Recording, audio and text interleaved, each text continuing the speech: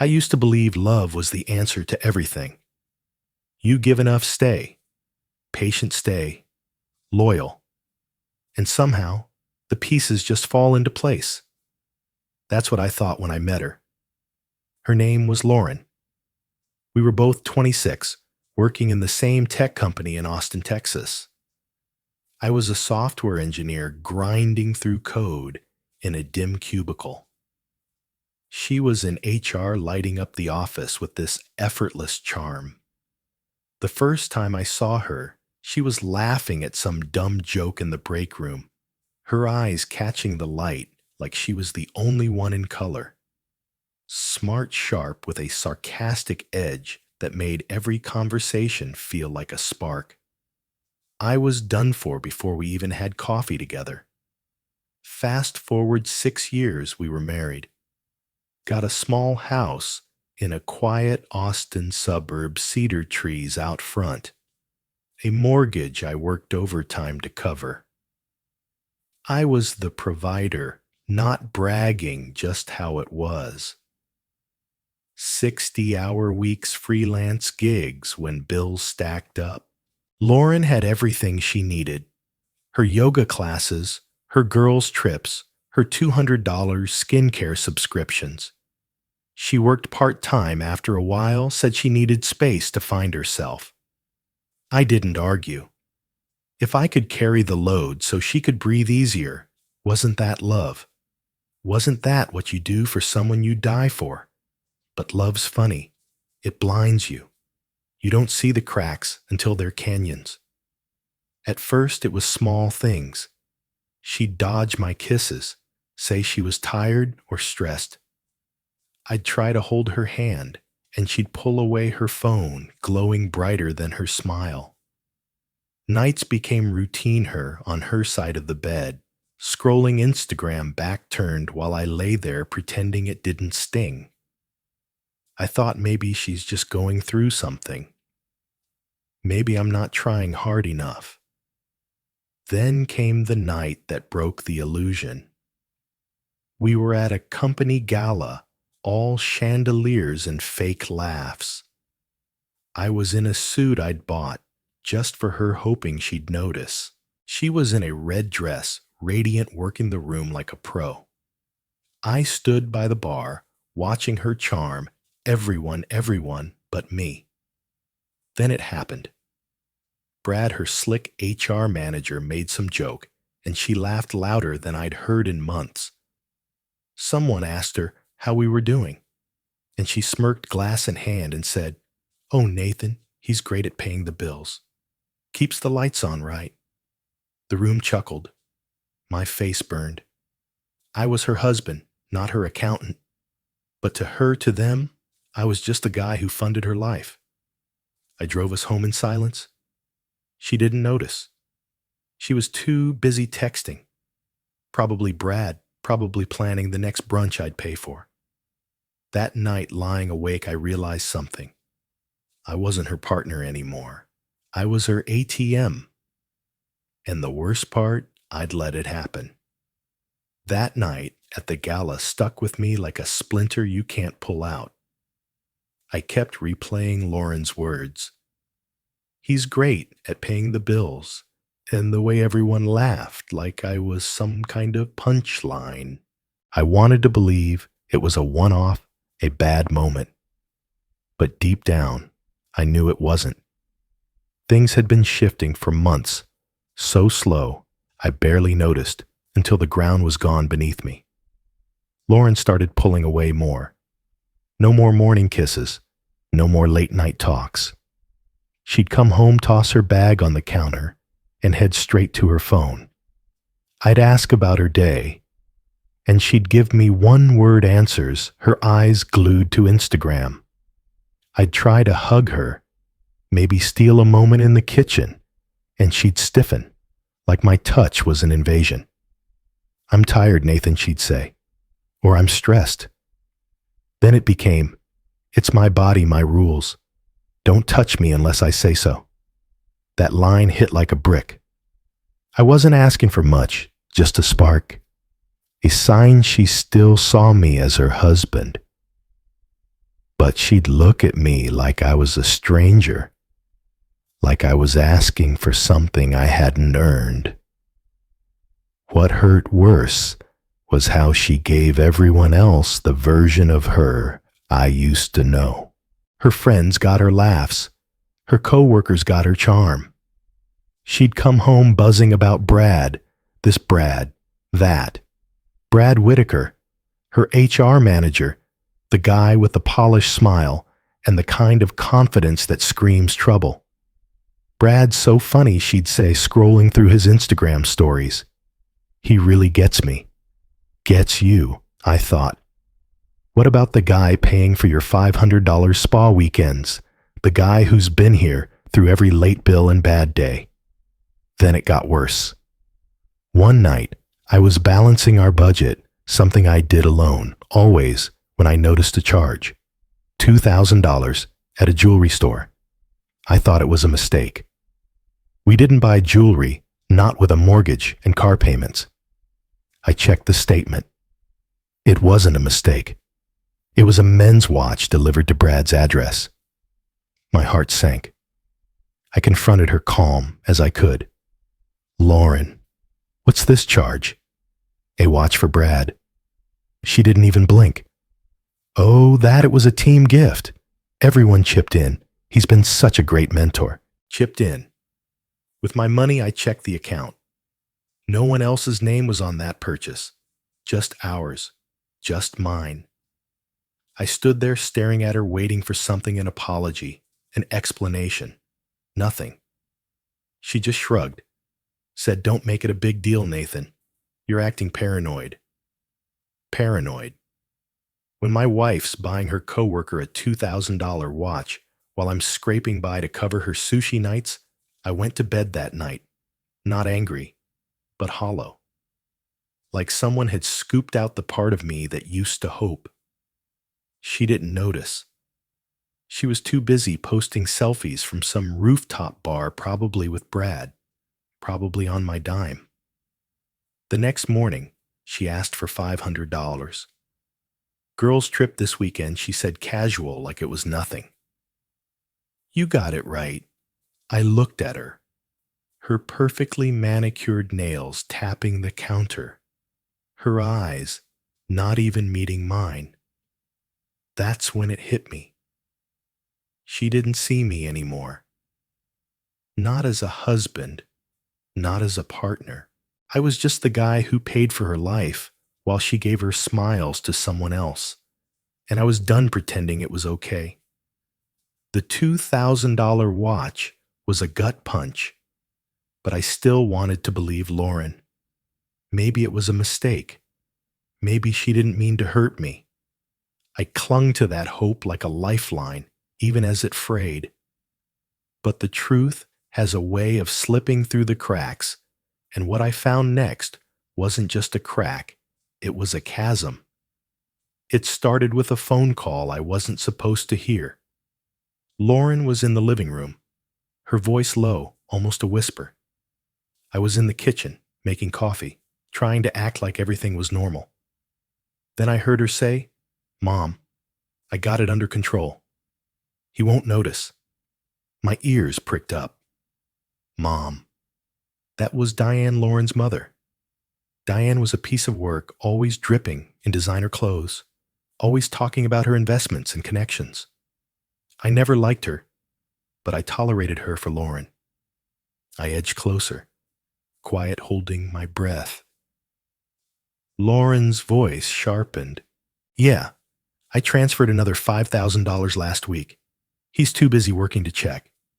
My stomach twisted. Transferred? To who? For what? I didn't confront her. Not yet. I waited until she left for yoga, then opened our banking app.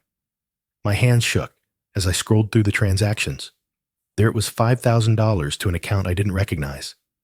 Then another $10,000 a month before. And another $15,000 before that. In total, $50,000 gone from our joint account, my savings, sent to Diane. No explanation, no discussion, just gone. I dug deeper, found emails between Lauren and Diane. One from Diane read, "Keep him sweet honey." Men like Nathan are easy to manage. Just smile, and he'll keep paying. Another said, the yacht payment's due. Send another 10K. Yacht Diane was living on a yacht in Miami, sipping champagne while I was working nights to cover our mortgage. I felt sick. Not just betrayed, but stupid. I'd been played. Diane wasn't just a meddling mother-in-law. She was the puppet master. She'd been coaching Lauren, telling her how to keep me on a leash. Don't let him get too close, one email said. Men get clingy when you give them too much. Keep him focused on the bills. That's why Lauren pulled away. That's why my body, my rules became her mantra. It wasn't about boundaries. It was about control. Diane's control. Lauren was her soldier, and I was the target. But it got worse. I found a photo on Diane's Instagram, geotagged at some fancy marina. She was posing on a yacht, all smiles captioned, living my best life, thanks to my favorite investor. That was my money, my sweat, my 60-hour weeks. And she was laughing about it, flaunting it, while I was eating cold leftovers in a house that felt more like a prison. I sat there staring at the screen, my coffee gone cold. How do you process that? Your wife, your partner, the woman you swore to build a life with, funneling your life's work to her mother's fantasy. And for what? So Diane could play queen, while I played fool. I didn't cry. I didn't yell. I just sat there, letting the truth sink in. Lauren wasn't just drifting. She was stealing. And Diane, she wasn't just greedy. She was orchestrating it all. I closed the laptop, looked around our house at the life I'd built for us. And for the first time I saw it clearly. I wasn't living in a marriage. I was living in a scam. The truth about Diane's yacht and Lauren's betrayal didn't just break my heart, it shattered the lens I'd been seeing the world through. I wasn't just a husband anymore. I was a mark, a sucker. The guy who thought love meant carrying the load while everyone else cashed in. But that night, staring at those bank statements, something shifted. Not anger, not yet. Clarity. Cold, sharp clarity. I wasn't going to beg for Lauren's love anymore. I wasn't going to let Diane bleed me dry. It was time to take back my life. First move, protect what was mine. I opened a new checking account the next morning, one with only my name on it. Direct deposits, freelance payments, everything went there. The joint account I left just enough for bills, $500, no more, no less. No spa days, no girls' trips, no yacht payments. Lauren didn't notice right away. She was too busy texting Brad, planning her next team outing. But I was done funding her lies. I needed more than financial distance, though. I needed answers. So I hired a private investigator, a guy named Mike, who looked like he'd seen too many late nights and bad divorces. Give me a week, he said. I'll dig up what you need on this Brad guy and your mother-in-law. While Mike worked, I kept digging on my own. I wasn't proud of it, but I checked Lauren's email.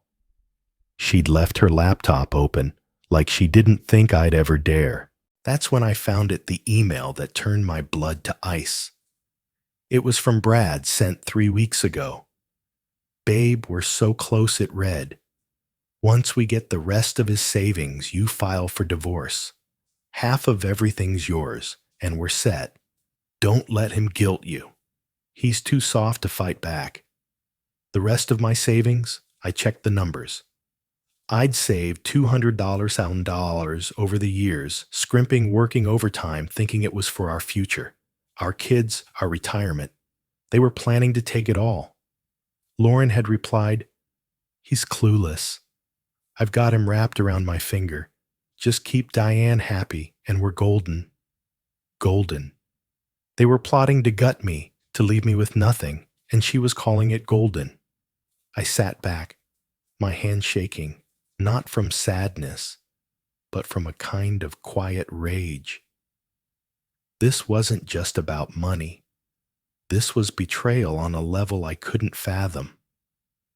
Lauren, the woman I'd loved since she laughed at my dumb jokes in the break room, was planning to ruin me. And Brad. He wasn't just some flirty coworker. Mike's report came back 2 days later, and it confirmed my worst fears. Brad Whitaker had a history, 3 other women, all coworkers, all with bank accounts drained before he ghosted them. He was a con artist, and Lauren was his latest partner in crime. Diane was the mastermind pulling strings from her yacht, but Brad was the muscle charming his way into Lauren's head. I didn't confront her. Not yet. Confronting her would have been like yelling at a brick wall. She'd just cry. Twist it, make me the bad guy. No, I needed a plan. I started small, methodical. I locked down the credit cards, set Lauren's limit to $100, and turned on alerts for every purchase. I canceled automatic transfers to her Venmo, stopped covering her Uber rides. I wasn't trying to control her. I was done being her bank. And you know what? It felt good. For the first time in years, I was thinking about me. Not Lauren, not Diane, not Brad, me. But the real plan was bigger. I wasn't just going to walk away. I was going to make sure they felt the weight of what they'd done. Every lie, every dollar, every smirk. They thought I was soft, clueless. They thought I'd keep bending. They were wrong. What do you do when your whole life turns out to be a scam? You don't cry. You don't beg. You get even. I'd spent years swallowing my pride, biting my tongue, thinking if I loved Lauren hard enough, she'd come back to me. But love doesn't fix a liar. It doesn't stop a thief. And it sure as hell doesn't change someone who's been playing you for a fool. By the time I had all the evidence, bank statements, emails, Mike's report on Brad's scams, I was done waiting, done hoping. It was time to face them. All of them.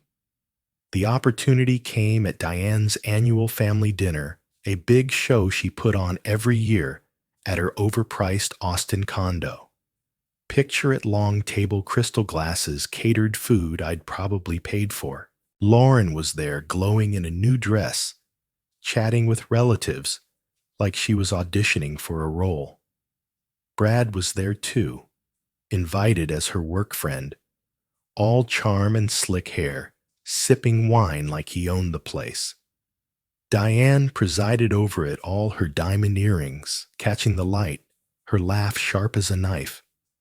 I sat quietly, my folder of evidence tucked in my jacket, waiting for the right moment. Halfway through dinner, Diane raised her glass for a toast.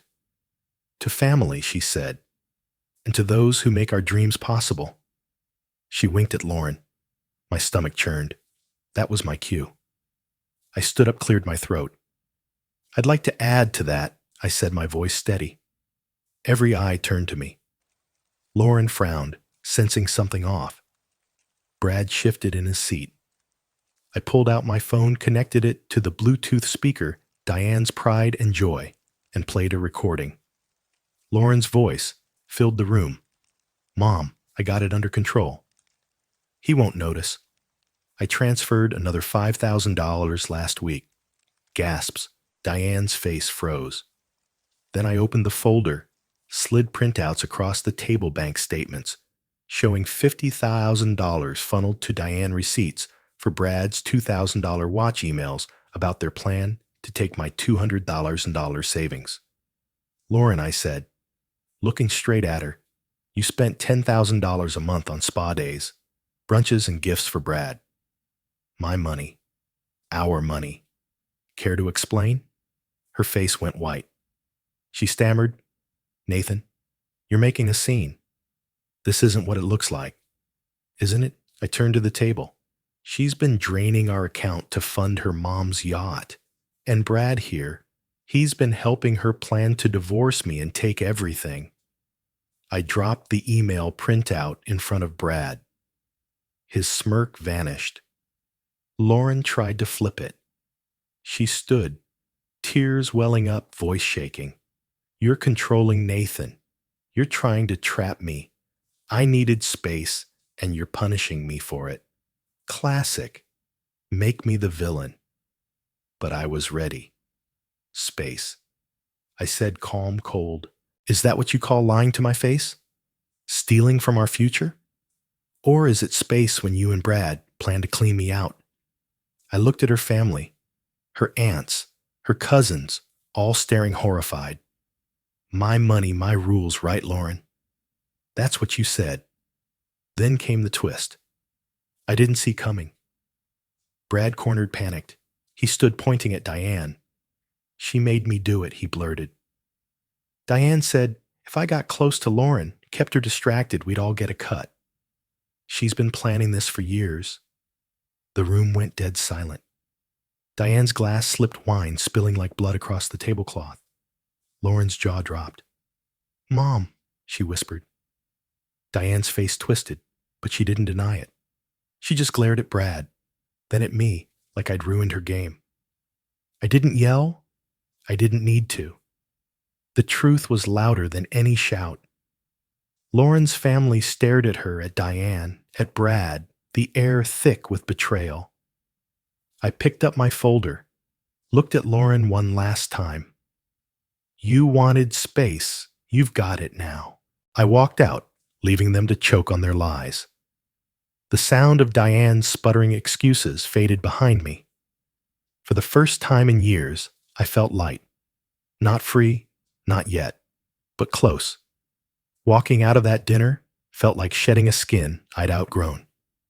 Lauren's tears, Diane's glare, Brad's pathetic excuses, they didn't follow me. For the first time in years, I wasn't carrying their weight. But I wasn't done. Exposing them was just the spark. Now I wanted fire. I wanted them to feel the consequences of their lies, not just in their wallets, but in their bones. You don't steal a man's life and walk away clean. Not on my watch. The next morning, I met with a lawyer, Sarah, a woman with a handshake like steel, and a knack for cutting through nonsense. I handed her everything: bank statements, emails, Mike's report on Brad's history of scams. "This is fraud," she said, flipping through the pages. "Diane's been siphoning your money through Lauren, and Brad's a repeat offender. We can bury them. Bury them." I didn't want revenge for revenge's sake. I wanted justice. I wanted them to lose what they'd taken for granted: reputation, freedom, the high life they'd built on my back. Sarah filed a case against Diane for financial fraud. The $50,000 she'd funneled to her yacht, just the tip of the iceberg. My investigator Mike dug deeper and found Diane had been wiring money to offshore accounts, dodging taxes and claiming deductions for a charity she ran. That's when the real bomb dropped. The charity Hope for Austin was a sham. Diane had been soliciting donations from local businesses, churches, even our neighbors, promising to help homeless families. Instead, every cent went to her lifestyle designer bags, private jet rentals, a second home in the Bahamas. She'd raised $250,000, my money included, and not a dime went to anyone in need. In Austin, a city that prides itself on community, this was a betrayal that cut deep. People trusted her. They believed her lies. And she laughed all the way to the bank. The news broke a week later. A local reporter tipped off by Sarah ran a story: Austin socialite exposed in charity scam. Diane's face was plastered across, her yacht photos mocked in every comment section. Neighbors who'd once fawned over her stopped inviting her to brunches. Her charity gala planned for next month was canceled when sponsors pulled out. Then the IRS came knocking. They seized her condo, her yacht, her precious Mercedes. Diane, the queen of manipulation, was left scrambling, her empire crumbling faster than her fake tears. Lauren didn't escape either. Her company caught wind of the scandal. Turns out Brad had been using company resources to cover his tracks, fake expense reports, client dinners that never happened. When HR dug into it, they found Lauren's emails to Brad, plotting to drain my savings. She was fired on the spot, her name dragged through the mud alongside his. Her Instagram, once full of glamorous selfies, went silent. Her so-called friends, the ones she'd partied with on my dime, vanished. She was alone, no job, no allies, just the echo of her own choices. Brad. He tried to run, packed a bag, and booked a flight to Miami, probably hoping to start over with another Mark. But Mike had tipped off the authorities. Brad was arrested at the airport, charged with fraud and embezzlement from his previous scams. Last I heard, he was facing 5 years as charm useless behind bars. Justice doesn't always come, but when it does, it hits like a freight train. I watched it all unfold from my new apartment, a small place downtown, with a view of the Colorado River. I didn't gloat. I didn't need to. Seeing Diane's empire collapse, Lauren's world shrink, Brad's lies catch up, it was enough. They'd built their castle on my back, and now it was rubble. What's the price of betrayal? Not just money. It's everything you thought you could keep while you took someone else's life apart. They learned that the hard way. Justice had swept through like a wildfire, leaving Lauren, Diane, and Brad in ashes. But for me, Nathan Carter, it wasn't about watching them burn. It was about what came after. I'd spent years pouring myself into a marriage that was nothing but a mirage, a lie dressed up in promises. Now, with the truth laid bare, I wasn't just free, I was awake. For the first time in a long time, I could breathe. I moved into a one-bedroom apartment downtown. Nothing fancy, just a small space with a view of Austin's skyline. The river sparkled at night, and I'd sit on my balcony, coffee in hand, feeling something I hadn't in years, peace. I quit my soul-crushing job at the tech firm and went freelance coding projects on my terms. I picked up my camera again, a hobby I'd buried, when Lauren said it was a waste of time. I started hiking, capturing sunsets over the hill country, the kind of beauty that reminds you the world's bigger than your pain.